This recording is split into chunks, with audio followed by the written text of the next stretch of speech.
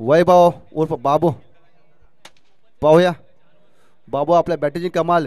Ball check करून फायदा नाही. हा बॉल बाउंड्रीच्या बाहेर पाठवायचा असतो बाबू आणि तो पाठवून दाखवा. अपूर्व आपल्या गोलंदाजी धार हीच एक संधी असते एखाद्या गोलंदाजाला आपलं नाव लौकिक करण्याची. आणि इथं रंगतदार सामना.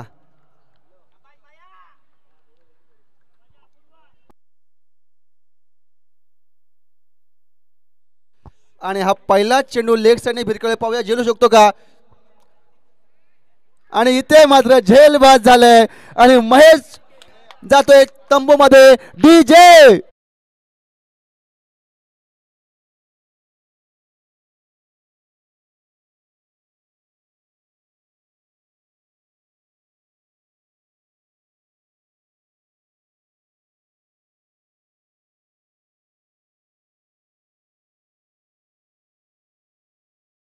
उत्कृष्ट असा झेल पकडलाय. खरोखरच सुलतान या सामन्याचा मानकरी ठरतोय का, कारण की त्यांनी आपल्या षटकामध्ये फक्त आणि फक्त 2 धावा खर्च केल्या होत्या आणि आता पहिल्याच चेंडूवरती त्यांनी एक उत्कृष्ट झेल पकडून महेश एक धडाकेबाज फलंदाज जो फलंदाजी करत होता तो मात्र तंबूत परतलाय. आणि आता कुठेतरी सामन्याचं समीकरण आपल्याला बदलताना दिसतंय, कारण की आता मात्र चेंडू आहेत 5 आणि धावा आहेत 6. कुठेतरी धावा वर चढायच्याकडे आता पाहूया. अपूर्व आपल्या संघासाठी हा सामना आपल्या साईडने झुकवू शकतो का, कारण की दोन्ही संघ दडपणाखाली आहेत. दोन्ही संघ प्रेशर खाली खेळत आहेत, कारण की इकडे सामना कोणत्याही दिशेने बदलू शकतो. कारण की धडाकेबाज फलंदाज महेश फलंदाज नवीन फलंदाज मैदानामध्ये आहेत. आता स्ट्राईक करतोय सूरज. पाहूया डावखुरी हाताचा फलंदाज उत्कृष्ट असे फलंदाज त्याने केले.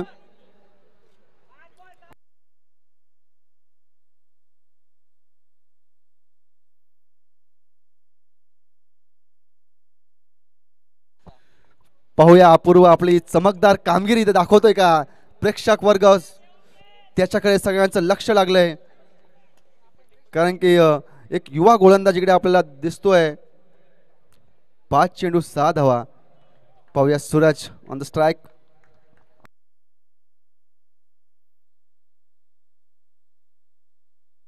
आणि उत्कृष्ट चेंडू होता. सूरजला काही न कळल्या चेंडू. आणि आता मात्र 4 चेंडू आणि 6 धावा. सामना पोहोचतोय रंगतदार आवाज देत. पाहूया स्वरा 11 या डीपी बॉयज. आणि सर्वांचं लक्ष या सामन्याकडे लागून गेलंय, कारण की अपूर्वने पुन्हा एकदा सामन्यामध्ये रंगत आणले आहे. पहिल्या 2 चेंडू निर्धाव टाकले आहेत आणि कुठेतरी स्वरा 11 संघ दडपणाखाली येतोय.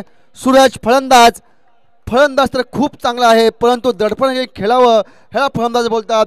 आणि इथे मात्र सूरज कुठेतरी कमी पडताना दिसतोय, कारण की त्याने पहिला चेंडू निर्धाव केलाय. सामना कंटिन्यू करायचा आहे. चला सामन्यामध्ये पुन्हा सूरज ऑन स्ट्राईक. अपूर्वा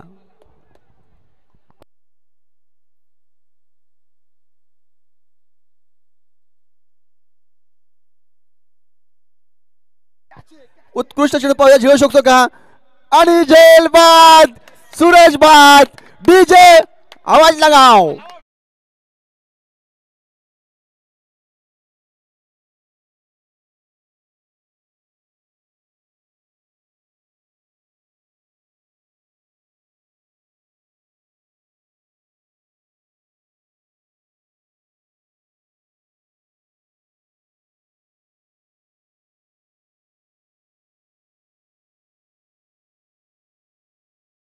गरज आहे कुठेतरी. अपूर्व खरंच हा एक युवा गोलंदाज आपल्या एका गोलंदाजी करताना दिसतोय. दडपणाखाली गोलंदाजी करतोय हा, परंतु ज्याप्रमाणे त्याने पहिले 3 चेंडू फेकलेले आहेत खरोखरच अतिशय उत्कृष्ट गोलंदाजी अपूर्व यांची. आणि पूर्णपणे निर्णायक षटक टाकत असताना अपूर्व नवीन फलंदाज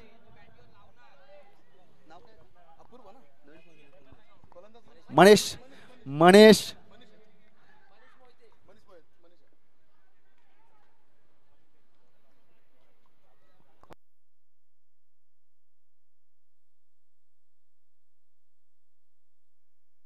आणि पुन्हा एकदा हा निर्धाव चेंडू.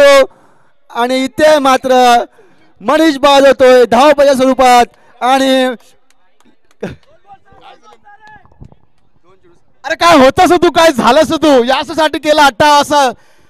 मला वाटतं अपूर्व खरंच तुझं सुवर्ण अक्षरात नाव लिहिलं जाईल, कारण आतापर्यंत 4 बॉल 0 रन. जो सामना सहजासहजी स्वर संघ जिंकत होता तिथे कुठेतरी स्वराज्यांचा कॉन्फिडन्स मे बी हा ओव्हर कॉन्फिडन्स असेल की आम्ही हा सामना सहज जिंकू, पण तोच सामना एकदम रंगतदार अवस्थेत. आता मात्र 2 चेंडू आणि 6 धावा, समीकरण पूर्णपणे बदललंय, सामना पूर्णपणे झुकलाय हा डीपी बॉईज या संघाकडे. नाही, मातावर खेळाडू होते आपल्याकडे स्वरा 11चे, ते त्यांनी सहजरित्या तंबूमध्ये परतवलेत सहजरित्या. खरोखरच अपूर्व हा नाव नाही तर यात एक गोलंदाज म्हणून नाव बनलं जाईल. अपूर्व गोलंदाज असं नाव इथं मेन्शन होईल. त्यांनी एक रेकॉर्ड कामगिरी केली आहे. थांबवतो, पण बाबू बांगणे सारखा जो प्लेअर आहे ना, तो त्याच्यावर तुम्हाला विश्वास ठेवायचाच आहे.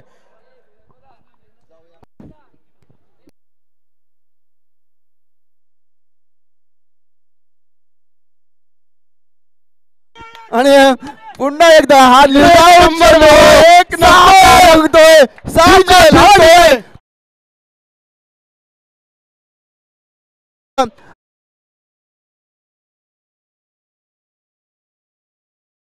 अपूर्व अपूर्व अपूर्व फक्त आणि फक्त अपूर्व हे नाव या मैदानामध्ये घुमतोय आता, कारण कुठेतरी हा सामना हेंद्राबाडा संघाचा प्लेअर आहे अपूर्व. मला वाटतं हेंद्राबाडातले सगळे मुलं इथं उभे असतील आणि खरंच त्याला चेअरअप करत असतील. नक्कीच एक धडाकेबाज फलंदाज स्ट्राईकला असताना सुद्धा काय दडपण त्याने ठेवलं गोलंदाजाने, आणि खरं हा गोलंदाज खूप काही सांगून जातो आपल्या गोलंदाजीमधून, कारण की 6 चेंडूमध्ये 6 धावा आणि आता मात्र इकडे 1 चेंडू 6 धावा पूर्णपणे ढासळून टाकले त्याने स्वराज्य संघाला. कोणताही फलंदाज त्याच्यावर तग देऊ शकले नाहीये. पाहूया निर्णायक चेंडू. Let's go audience, start all this ball.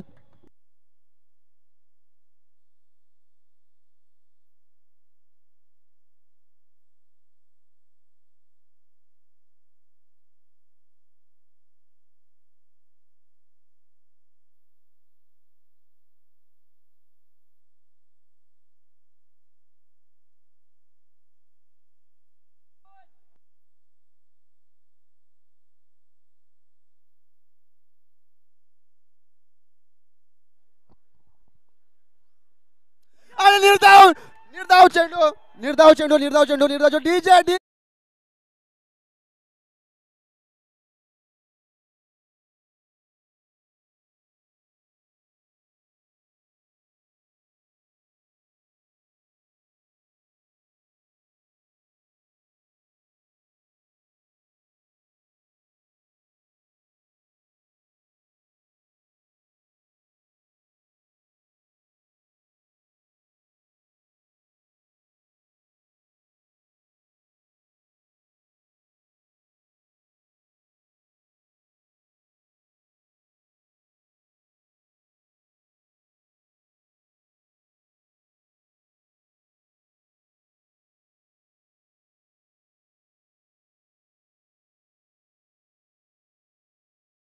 आपल्या खिशामध्ये घेतलाय अपूर्वने.